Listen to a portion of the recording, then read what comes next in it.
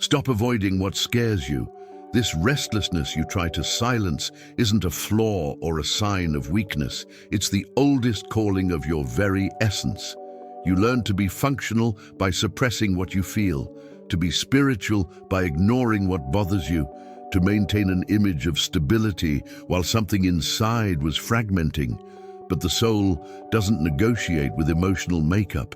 It won't accept living in a stage set for the eyes of others. When you insist on maintaining performance, it finds ways to interrupt your progress, an unexplained emptiness, an exhaustion that doesn't improve with rest, a feeling of disconnection even in moments that should be of fulfillment. Carl Jung warned that what you avoid facing is precisely what holds the key to your transformation. You call it anxiety, stress, confusion, but deep down you know these words don't capture the root of the problem. The real question isn't what's happening to me, but why do I keep running away from what I know I need to see?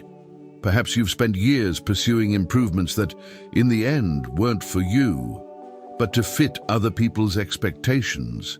But the ego thrives on pleasing, the soul truly. And when you begin to perceive this difference, you understand that what paralyzes you isn't the fear of failure, but the resistance to abandoning a life built to satisfy a persona. This video isn't a recipe or a consolation, it's a mirror. And like any honest mirror, it doesn't care about being pleasing. From the earliest days of life, you are shaped by invisible codes that go unnoticed but determine how you will see yourself. No one asks you what you feel or how you perceive the world. Instead, they place before you an implicit model of behavior, reinforced by looks, silences, and small rewards. This is how you learn that there is an acceptable way to exist, and that any deviation must be corrected.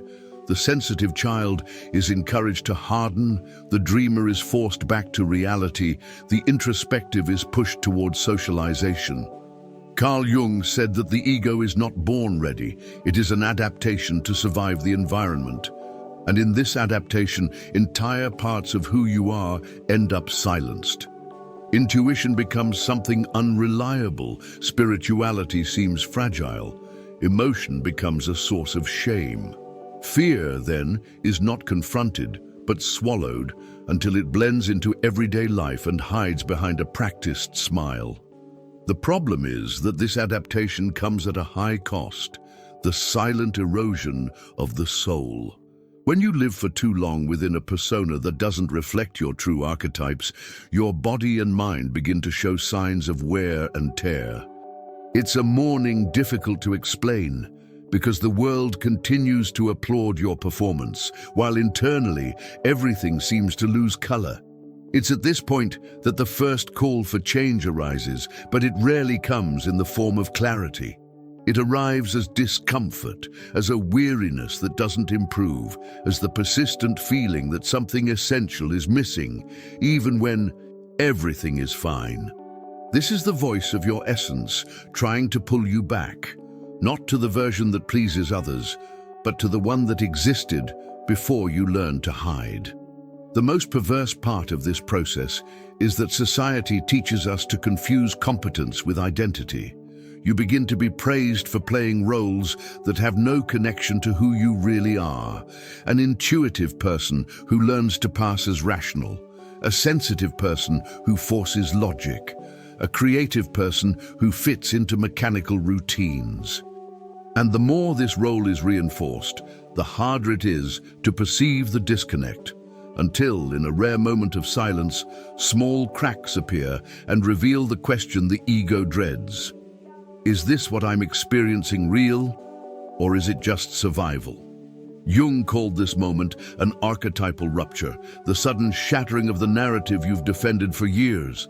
It's uncomfortable, but it's also the first real chance for transformation. The mask you wear wasn't chosen. It was placed upon you before you even had the awareness to reject it. From birth, it was shaped by gestures, comments, corrections, and selective approvals. This set of expectations formed a persona, a social archetype that defines what is permitted to be shown and what must be hidden, Carl Jung described the persona as an adaptation mechanism necessary for dealing with the external world, but dangerous when it becomes a substitute for one's own identity. What makes this cruel is that the more effective this mask becomes, the further you become from your authentic core. Approval begins to be confused with love, performance with value, obedience with identity. The ego, in this scenario, doesn't grow healthily, it deforms to sustain the role. Behind the surface, what remains is an emptiness that learns to smile. Most people never realize the depth of this adaptation.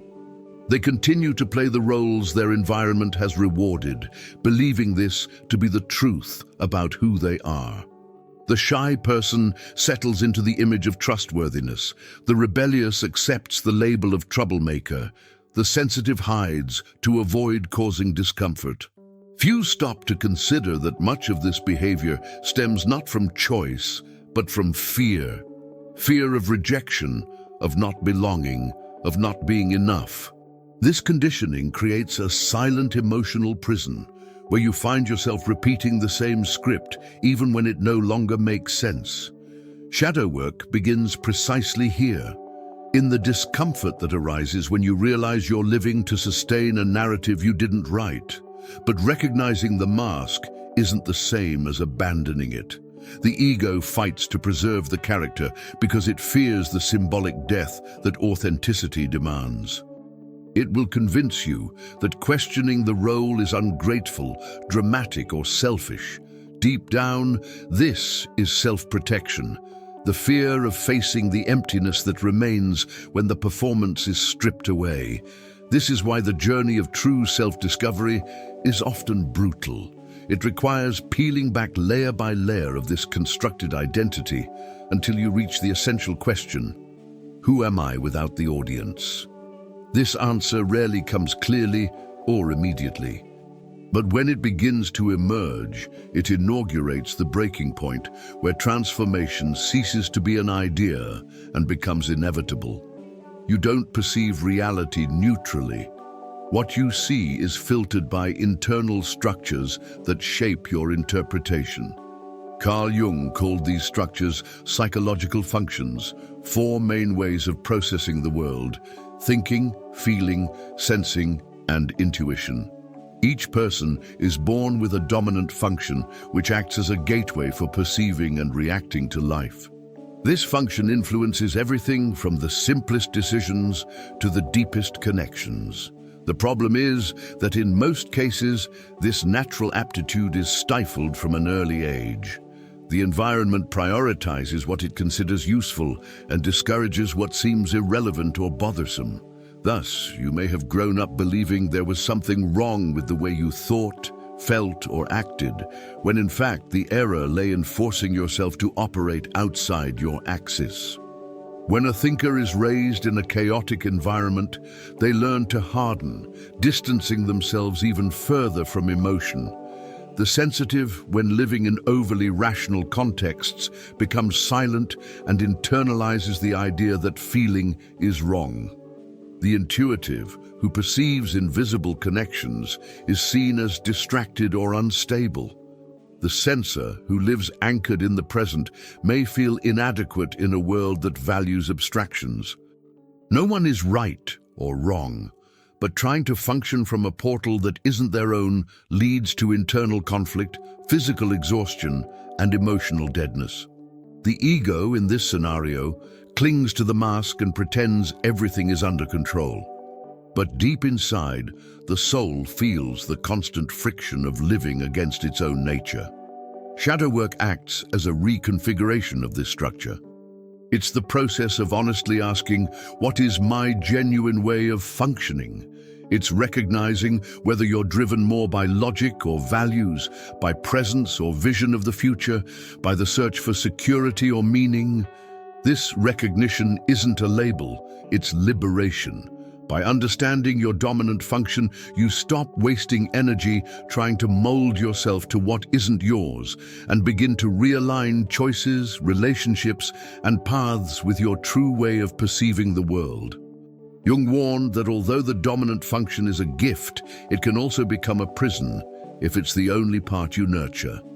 Integrating less developed functions doesn't weaken you, he adds, because what you avoid is exactly what you need to go through to become whole.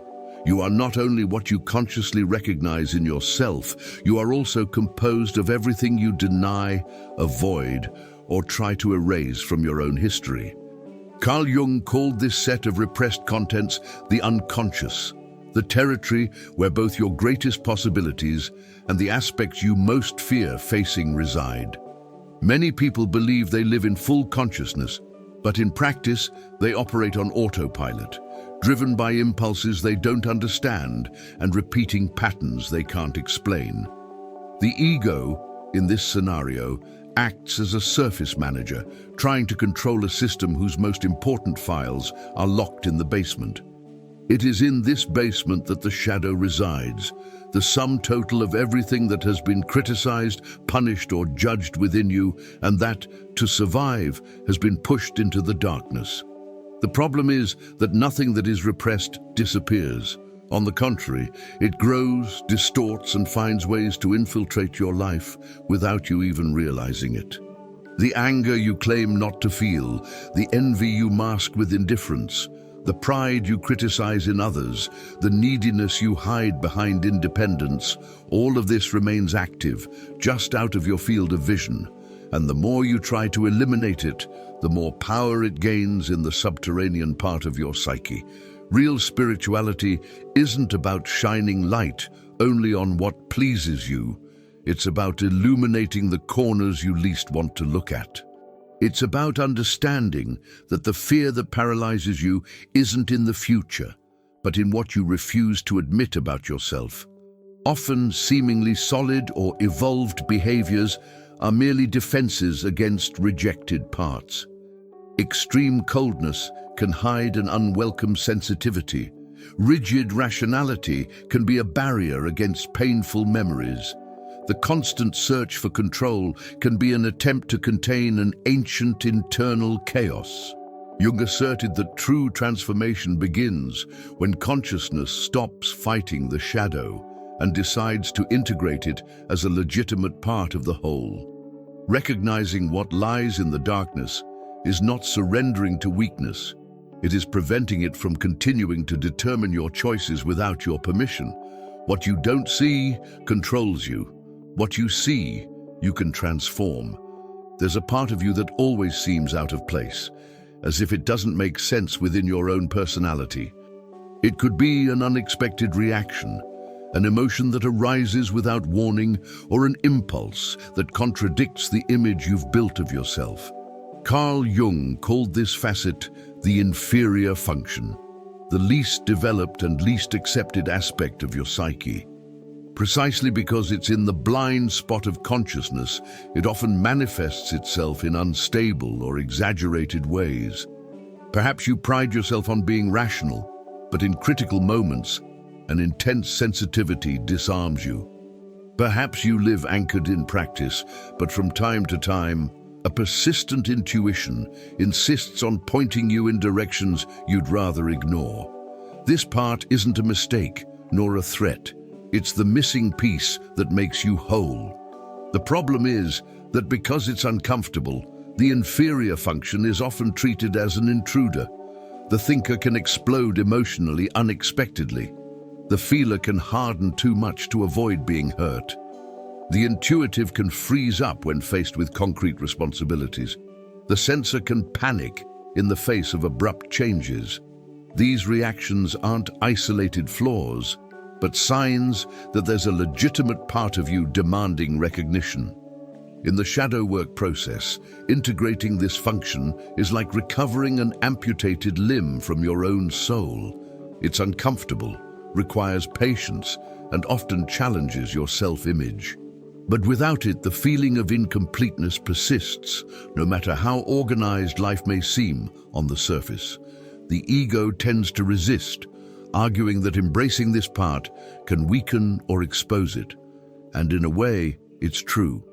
Integrating the inferior function requires making room for vulnerability, admitting limitations, and abandoning the rigidity of the persona you've grown accustomed to defending.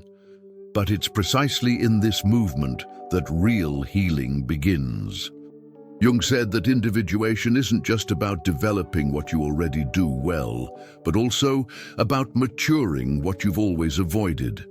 By giving voice to this part, you expand your vision, flex your identity, and move closer to a more authentic experience of yourself. What once seemed like internal noise transforms into a new language, strange at first, but increasingly necessary to sustain your wholeness. The people who annoy you most don't appear by chance. The attitudes that most provoke your irritation aren't random either. According to Jung, what we reject within ourselves tends to project itself onto the outside world, appearing in the form of other people's characteristics or behaviors that trigger intense reactions. This is the mechanism of shadow projection. You see outside what you can't or won't admit exists within. The automatic impulse is to criticize, withdraw, or judge, but deep spirituality, the kind that isn't just an aesthetic exercise in virtue, teaches that every trigger carries a piece of yourself that hasn't yet been integrated. The shadow isn't a punishment, it's a message, and the content of this message is simple. What's provoking you is precisely what needs to be seen. Many of the archetypes you avoid represent repressed parts of your psyche. The aggressive person you condemn may be your own stifled anger. The seducer who irritates you may reflect a desire for recognition you've never acknowledged. The disorganized person who bothers you may mirror your desire to let go of control. These facets have been pushed into the shadows by cultural, familial, or personal judgments, but they remain alive. The psyche doesn't tolerate mutilation, it demands retribution. You may even pretend you've overcome it, that you're evolved, and that you don't feel envy, jealousy, or insecurity, but your body and subconscious keep records. And when you least expect it, these parts emerge disguised, in passive-aggressive comments, in subtle sabotage, or in relationship patterns you swear you never want to repeat. Looking at this requires stepping down from the pedestal constructed by the persona. It's admitting that behind acceptable or kind behaviors, there may be motivations that aren't as pure as they seem, that even generosity can hide a desire for control, that even silence can be manipulation. This realization isn't meant to condemn, but to liberate. Jung asserted that everything we deny dominates us, but what we acknowledge gives us back power. Shadow work at this point is like turning the mirror on yourself and holding that gaze. Recognizing the shadow doesn't mean justifying mistakes, but rather taking responsibility for everything that makes up your existence. It's in this place, where you stop fighting yourself, that integrity is born, not as a moral concept, but as a state of wholeness. You like to believe you're in control, that your choices are the result of a conscious decision, that your trajectory is guided by logic and intention. But what if most of those choices weren't actually yours? Jung reminded us that the unconscious isn't a passive repository of forgotten memories, but an active force, shaping behaviors, repeating patterns, and attracting situations so you confront parts of yourself you avoid. Much of what we call free will is in practice a sequence of reactions programmed by past experiences. It's the ego masquerading as autonomy, the persona masquerading as maturity, until an unexpected event, a loss, a crisis, a conflict, reveals that when faced with certain triggers, you act as you always have, even though you swear it's different now. The ego feeds on the illusion of control because it fears chaos. It tries to predict, plan, and dominate, but the unconscious operates by a different logic, inevitably bringing to the surface what has been repressed. Ignored emotions resurface as physical symptoms, unresolved traumas recur in new settings, rejected aspects of yourself return in the form of people you can't stand. Fear, when unheeded, turns into paralysis, and this paralysis ends up being interpreted as destiny. Jung warned, until you make the unconscious conscious, it will direct your life, and you will call it destiny. This isn't a phrase to embellish social media, it's a warning about the urgency of self-discovery. This subterranean force reveals itself in the details of everyday life. You want to change, but you repeat old habits. You say you no longer accept certain situations, but you return to them. You claim to be different, but you attract the same kind of relationship that once hurt you. It's not a lack of intelligence or willpower, it's the unconscious holding the reins behind the scenes. As long as you try to control only the surface, the pattern persists. True progress comes when you exchange illusory control for real awareness. This doesn't mean predicting everything, but recognizing when the shadow begins to influence your reactions and, instead of repressing, dialoguing with it. This is the beginning of individuation, the moment when the ego stops believing itself sovereign and begins to collaborate with the unconscious to create a life more aligned with truth, not with the script that was imposed on you. From an early age, you've been conditioned to think in opposites. You're either rational or emotional, strong or sensitive, practical or spiritual. This division, reinforced by culture and relationships, created the idea that certain qualities can only exist if others are eliminated. For Jung, this split is one of the main causes of psychic fragmentation. When you choose to live only one half, you create an internal void that silently erodes your integrity. The ego, seeking security, clings to the function it dominates and tries to suppress the one it considers dangerous. The result is predictable.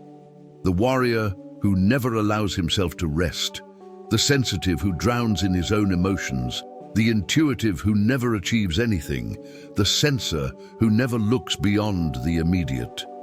The conflict between reason and emotion isn't natural, it's learned. Logic fears the instability of feeling, while emotion distrusts the coldness of thinking.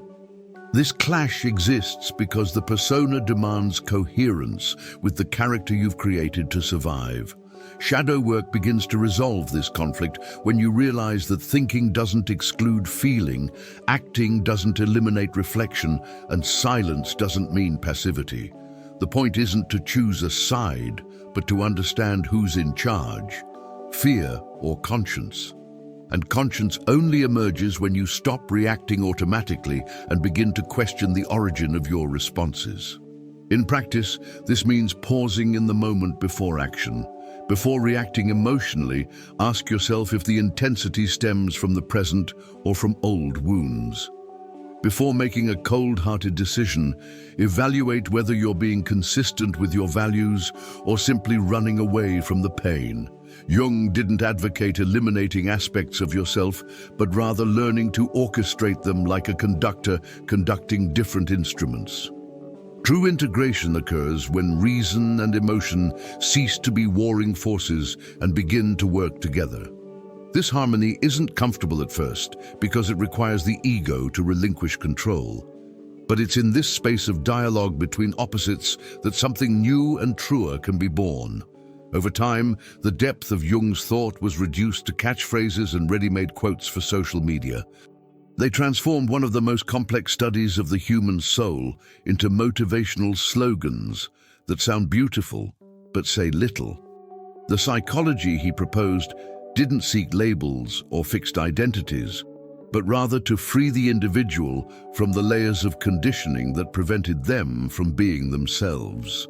Jung didn't want you to limit yourself to discovering your psychological type. He wanted you to identify where and when your soul began to become ill. He wanted you to see how the ego, when confused with identity, becomes a prison, and how the persona, when treated as essence, kills authenticity. The process was brutal, peeling back layers until you found the core and accepting that this core isn't always comfortable. Tools like personality tests and archetypes can help at first, but they can also become new grids when used to justify stagnation. Over-identifying with a role, even one that seems elevated or spiritual, is falling into the trap set by the ego itself.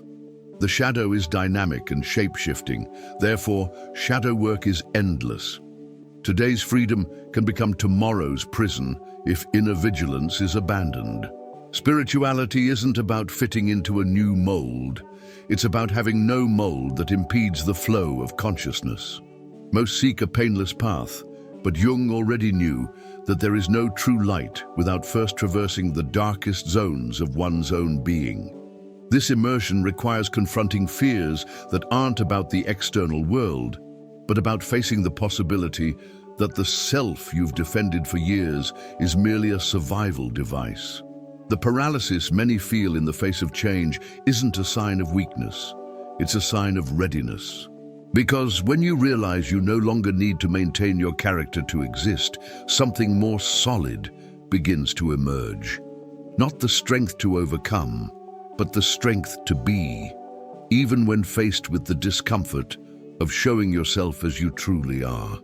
Few complete the journey, most stop halfway, because individuation isn't evolving in the ordinary sense of the word. It's dismantling oneself. It's allowing the carefully constructed image to crumble, the persona to dissolve, and the ego to lose the throne it has occupied throughout life. Jung described individuation as the birth of the self after the fall of the persona. And this birth rarely happens in the light. It happens in the uncomfortable silence where you admit, everything I thought I was, maybe I never was. There's no glory in this realization, but there is truth. And this truth inaugurates a morning, the realization that you can no longer return to the comfort of illusion. The real journey begins when you decide to stop running from yourself and dive into the basement of your soul, where inherited beliefs, unacknowledged desires, unresolved anger and sensitivities the world failed to embrace are stored. At that moment, shadow work ceases to be merely analysis and becomes integration. Each disowned fragment is brought back, not for display, but to compose a more honest structure. And it is then that you discover that being whole is not about being perfect, but rather about allowing light and shadow to coexist in the same space, that vulnerability and strength meet, that spirituality is a state experienced in the body, not an idea preserved in the mind. Individuation marks the point at which spirituality ceases to be an escape and becomes grounded. You no longer need to prove constant light, nor stage peace while internally imploding. You learn to sustain the paradox, fear and courage, confusion and clarity, strength and fragility. Jung said that the privilege of a life is to become who you are, and this requires breaking with everything you believed you needed to be to survive. This rupture hurts because it involves letting go of people, narratives and places that sustained the old version. But it is this pain that liberates. When you stop running from yourself, fear ceases to be a ghost and becomes a compass. The ego finds its place, the persona ceases to command, and the self silently takes center stage, guiding without needing to impose itself. If you've made it this far, you've already realized this wasn't an exercise in hearing something new, but in acknowledging what you already knew and avoided admitting. Now the question isn't whether you understood, it's what you'll do with what you felt. You know where the wound is. You know what triggers the paralysis. You know you can no longer push your soul into the darkness without exacting a heavy price. The real question is, will you continue to sustain the image, or will you begin to rebuild? What part of you is begging to resurface? What weakness have you been treating as a flaw, but which deep down is your untapped strength? Jung said that the greatest tragedy is to go through life without ever becoming who you truly are. And this choice never happens by chance. It requires decision. It requires a willingness to go through the pain and leave behind the persona that was once useful but is now a prison. If something in this video resonated with you, don't underestimate the importance of getting it out. Write it down, even if it's confusing, small, imperfect. Sometimes, the first act of expression is also the first step back home. If what you found here resonated with you, keep walking. Subscribe, turn on notifications, and come back. Here, we don't cover up what hurts or dress up what needs to be torn. Here, we look and move through. Because transformation isn't about avoiding pain, but about using it as a path back to wholeness.